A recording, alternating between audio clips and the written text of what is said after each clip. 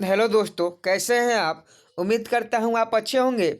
आप सभी का बहुत दिनों से डिमांड आ रहा था कि सर कंप्यूटर क्वेश्चन करवाइए, कंप्यूटर से रिलेटेड क्वेश्चन करवाइए। तो हम आपके लिए लेकर टॉप 600 प्लस कंप्यूटर क्वेश्चन लेकर आए हैं, जो आपके एनटीपीसी ग्रुप डी और एसएससी के लिए बहुत ही इम्पोर्टेंट है। तो आप इस वीडियो में शुरू से लेकर अंत तक बने रहिएगा, जिसमें हम लोग टॉप 600 प्लस कंप्यूटर क्वेश्चन देखेंगे। तो अगर आपके एग्जाम में भी कंप्यूटर से रिलेटेड क्वेश्चन पूछे जाते हैं तो आपके लिए बहुत ही इंपॉर्टेंट है, क्योंकि सभी क्वेश्चन बहुत ही इंपॉर्टेंट है। तो आप इस वीडियो में शुरू से लेकर अंत तक देखिएगा, और इसका पीडीएफ भी आपको मिलेगा। पीडीएफ कहाँ से आप डाउनलोड कर सकते हैं, यह जानने के लिए आप हमारे साथ वीडियो के अंत तक बने रहें। सभी क्वेश्चन वन लीनियर फॉर्म में होंगे, जो हम लोग जल्दी जल्दी करेंगे। पहला प्रश्न है कि पहली प्रोग्रामिंग लैंग्वेज थी। तो पहली प्रोग्रामिंग लैंग्वेज जो थी वह फोर्ट्रान थी। अगला प्रश्न है कंप्यूटर में डेटा को अस्थायी रूप में कौन स्टोर करता है। तो कंप्यूटर में डाटा को अस्थायी रूप में रोम जो है वह अस्थायी रूप से स्टोर करता है। रोम की फुल फॉर्म की बात कर ले तो रीड ओनली मेमोरी हो जाता है। अगला प्रश्न है कि कंप्यूटर का मुख्य सिस्टम बोर्ड कौन सा है। तो कंप्यूटर का मुख्य सिस्टम बोर्ड मदरबोर्ड के नाम से जाना जाता है। अगला प्रश्न है कंप्यूटर शब्दावली में एक बग क्या है। तो कार्यक्रम में एक त्रुटि है कंप्यूटर में शब्दावली। अगला प्रश्न है एक इलेक्ट्रॉनिक पथ जो कंप्यूटर के एक हिस्से से दूसरे हिस्से में सिग्नल भेजता है तो उसको बस कहते हैं। एक इलेक्ट्रॉनिक पथ जो कंप्यूटर के एक हिस्से से दूसरे हिस्से में सिग्नल को भेजता है उसको हम लोग बस कहते हैं। अगला है यूएसबी किस प्रकार का स्टोरेज डिवाइस है। तो यह तृतीयक स्टोरेज डिवाइस है। अगर आपसे एग्जाम में क्वेश्चन पूछे कि यूएसबी किस प्रकार का स्टोरेज डिवाइस है तो तृतीयक स्टोरेज डिवाइस है। अगला प्रश्न आर्टिफिशियल इंटेलिजेंस के पिता के रूप में किसे जाना जाता है। तो जॉन मैक कैरी को आर्टिफिशियल इंटेलिजेंस के पिता के रूप में जाना जाता है। अगला प्रश्न है कि कौन सा शब्द डेटाबेस से संबंधित है। तो ओरेकल जो है वह डेटाबेस से संबंधित है। तो ओरेकल इसका राइट आंसर हो जाएगा। अगला प्रश्न है कंप्यूटर रिजोल्यूशन के उपाय पिक्सल की संख्या। कंप्यूटर में अगर रिजोल्यूशन हो जाए तो उसका उपाय क्या है, पिक्सलों की संख्या। अगला प्रश्न है एक कुतरना कितने बाइट्स के बराबर होते हैं। तो 4 बिट्स के बराबर होते हैं। एक कुतरना जो होते हैं वह 4 बिट्स के बराबर होते हैं। हो सकता है कोई कोई क्वेश्चन इसमें से ऐसा है जिसका आप लोग नाम भी नहीं सुने हैं। तो ऐसे ही क्वेश्चन आपके एग्जाम में पूछा जाएगा जो हम यहाँ करवा रहे हैं। तो आप इस वीडियो को ध्यानपूर्वक देखिएगा और लाइक ज़्यादा से ज़्यादा कीजिएगा, क्योंकि आपके लाइक करने से ही हमारा मनोबल बढ़ता है। तो आप सबसे ज़्यादा लाइक करें और इस वीडियो को जितना हो सके उतना शेयर करें, ताकि जो लोग नहीं जानते हैं वह जान सके और कंप्यूटर के प्रश्नों की तैयारी अच्छे से कर पाए। अगला है कि डिजिटल सर्किट के बुनियादी निर्माण खंड के रूप में क्या माना जा सकता है। तो तर्क गेट्स माना जा सकता है। अगला है रैम का पूर्ण रूप क्या है। तो रैंडम एक्सेस मेमोरी होता है, और वही रोम की पूछा जाए तो रीड ओनली मेमोरी हो जाएगा। अगला प्रश्न है कि निम्नलिखित में से कौन सा द्वितीयक संग्रहण उपकरण है। तो हार्ड डिस्क जो है वह द्वितीय संग्रहण उपकरण है। अगला है कि मेमोरी लोकेशन के पते को निर्दिष्ट करने के लिए क्या जिम्मेदार है। मेमोरी लोकेशन के पते को निर्दिष्ट करने के लिए क्या जिम्मेदार है। तो पता बस इसका राइट आंसर हो जाएगा। अगला है कि ULSI micro processor ULSI micro processor का उपयोग कंप्यूटर की किस पीढ़ी में किया जाता है। तो 5वीं पीढ़ी में किया जाता है। यूएलएसआई माइक्रो प्रोसेसर उपयोग कंप्यूटर की 5वीं पीढ़ी में किया जाता है। अगला प्रश्न है कैश मेमोरी कहाँ स्थित है। तो सीपीयू में कैश मेमोरी स्थित होती है, जिसका full form central processing unit होता है। और यह क्वेश्चन आपके एनटीपीसी में पूछा गया प्रश्न है। अगला है कि वर्तनी के जांच के लिए किस फंक्शन कुंजी का उपयोग किया जाता है। तो F7 का उपयोग करते हैं। अगला है कि किस प्रकार का सॉफ्टवेयर एक ऑपरेटिंग सिस्टम है। तो सिस्टम सॉफ्टवेयर जो है वह एक प्रकार का ऑपरेटिंग सिस्टम है। अगला है यदि कंप्यूटर में एक से अधिक प्रोसेसर है तो इनमें से इसे निम्न के रूप में जाना जाता है। अगर कंप्यूटर में एक से अधिक प्रोसेसर हो तो उसे हम लोग मल्टी प्रोसेसर के नाम से जानते हैं। मल्टी प्रोसेसर के उसे नाम से हम जानते हैं, तो मल्टी प्रोसेसर इसका राइट आंसर हो जाएगा। अगला प्रश्न है कि कंप्यूटर को चालू करने के लिए हार्डवेयर घटकों की जांच के लिए बायोस द्वारा कौन सा प्रोग्राम चलाया जाता है? तो पोस्ट प्रोग्राम चलाया जाता है।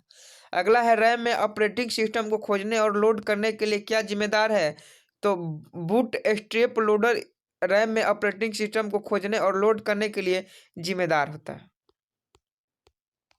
अभी तक आप इस वीडियो को लाइक नहीं किए हैं तो लाइक जरूर कीजिएगा, क्योंकि आपके लाइक करने से ही हमारा मनोबल बढ़ता है। यूआरएल का पूर्ण रूप पूछा है, जो आपके एनटीपीसी के एग्जाम में पूछा गया है। तो यूआरएल का पूर्ण रूप यूनिफॉर्म रिसोर्स लोकेटर होता है। यूआरएल का full form uniform resource locator होता है। और एचटीटीपी का भी फुल फॉर्म पूछा था, तो हाइपर टेक्स्ट एचटीटीपी का फुल फॉर्म भी एनटीपीसी पूछा था, तो आप इसे याद रखिएगा। एचटीटीपी का फुल फॉर्म अगर आप जानते हैं तो कमेंट बॉक्स में बताइए, और नहीं तो हम अगले वीडियो में इसको बताएंगे। अगला प्रश्न है कि किस प्रकार का स्टोरेज डिवाइस एक बायोस है? तो प्राइमरी स्टोरेज डिवाइस जो है वह एक प्रकार का बायोस है। अगला है वेब डिजाइनिंग में प्रयुक्त होने वाली सबसे आम भाषा कौन सी है?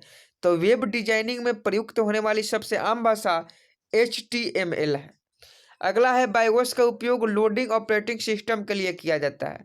अगला इंटरनेट का जनक कौन है? तो विन सेर्फ जो है वह इंटरनेट के जनक है। अगला है बैंकिंग रेलवे आदि में किन कंप्यूटरों का उपयोग किया जाता है? तो मेन फ्रेम्स कंप्यूटर का उपयोग किया जाता है। 27 नंबर क्वेश्चन आपके लिए बहुत इंपॉर्टेंट है कि बैंकिंग रेलवे आदि में कौन सा कंप्यूटर का उपयोग किया जाता है? तो मेन फ्रेम्स कंप्यूटर का उपयोग किया जाता है। अगला है स्तंभों और पंक्तियों के अंतर को सेल कहते हैं। स्तंभों और पंक्तियों के अंतर को डैश कहते हैं, तो सेल कहते हैं। अगला है 1 मेगाबाइट बराबर 1024 किलो बाइट के बराबर होता है। अगला है EXIF पूर्ण छवि फाइल प्रारूप का पूर्ण रूप क्या है? तो EXIF का पूर्ण रूप क्या है आपको यह बताना है। तो पूर्ण छवि फाइल प्रारूप का पूर्ण रूप है। अगला है रैम द्वारा कौन सा ऑपरेशन किया जाता है? तो रैम द्वारा पढ़े और लिखे का ऑपरेशन किया जाता है।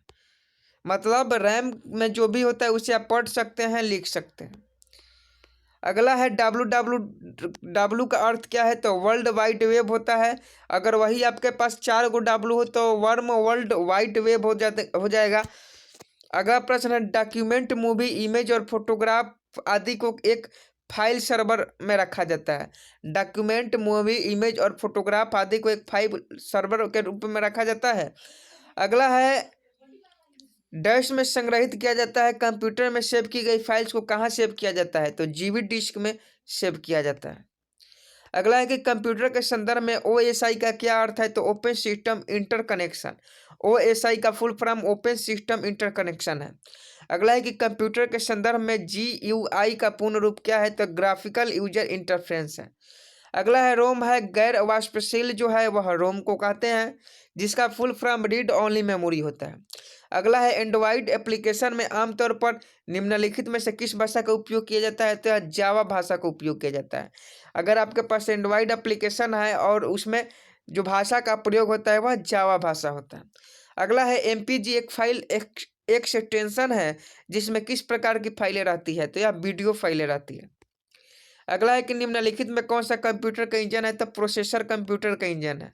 अगला है यदि कोई कंप्यूटर अन्य को डेटाबेस सेवाएं प्रदान करता है तो उसे डेटाबेस सर्वर के रूप में जाना जाएगा।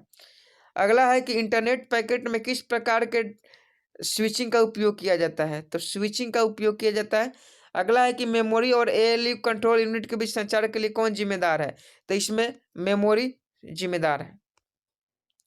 अगला है कि कंप्यूटर में AC को DC से किस रूप में परिवर्तित किया जाता है? तो SMPS में, मतलब switch mode power supply. Computer में AC को DC से किस रूप में परिवर्तित किया जाता है? तो SMPS, जिसका full form switch mode power supply होता है। अगला है कि कीबोर्ड का आविष्कार किसने किया था? तो क्रिस्टोफर लैथम सोल्स ने कीबोर्ड का इस्तेमाल किया था। अगला है कौन सा operating system Apple Mac OS द्वारा विकसित किया गया है? अगला है किस वर्ष से कंप्यूटर की 5वीं पीढ़ी मानी जाती है? तो 1980 से। अगला है एचटीटीपी का full form hyper text transfer protocol होता है और यह आपके एनटीपीसी में पूछा गया प्रश्न है। आपसे पहले पूछे थे कि इसका फुल फॉर्म बताइए, लेकिन चलिए हम ही बता दिए कि एचटीटीपी का full form hyper text transfer protocol होता है, जो आपके एनटीपीसी के क्वेश्चन में पूछा गया था। तो ये थे आपके 50 प्रश्न 600 में से। ये थे आपके 50 प्रश्न। शाम तक एक और वीडियो मिल जाएगा जिसमें हम लोग 50 क्वेश्चन कवर करेंगे और ऐसे ही छोटे छोटे वीडियो करके हम लोग लगभग 600 क्वेश्चन कवर करेंगे। थर्ड फेज एनटीपीसी का एग्जाम का चालू होने से पहले हम लोग 600 प्रश्नों को कवर करेंगे। तो आपके लिए वीडियो बहुत ही इंपॉर्टेंट है, तो आप इस वीडियो को ध्यानपूर्वक देखिएगा और इसका पीडीएफ आपको बिल्कुल फ्री में मिलेगा। अगर आप इसका पीडीएफ लेना चाहते हैं तो आप चैनल को सब्सक्राइब कर कमेंट बॉक्स में पीडीएफ लिखिए, इसका पीडीएफ आपको फ्री में प्रोवाइड कराई दी जाएगी। चैनल को सब्सक्राइब जरूर कीजिएगा ताकि नोटिफिकेशन हमारे पास आए और पीडीएफ आपको प्रोवाइड करा दी जाए। और जो लोग अभी तक लाइक नहीं किए वो जल्दी से लाइक कर ले, क्योंकि ऐसा वीडियो बार बार नहीं मिलता है। तो आप जल्दी से इस वीडियो को लाइक कीजिए, शेयर कीजिए और कमेंट में बताइए आपको यह वीडियो कैसी लगी। मिलते हैं नेक्स्ट वीडियो में, तब तक ले जय हिंद जय भारत।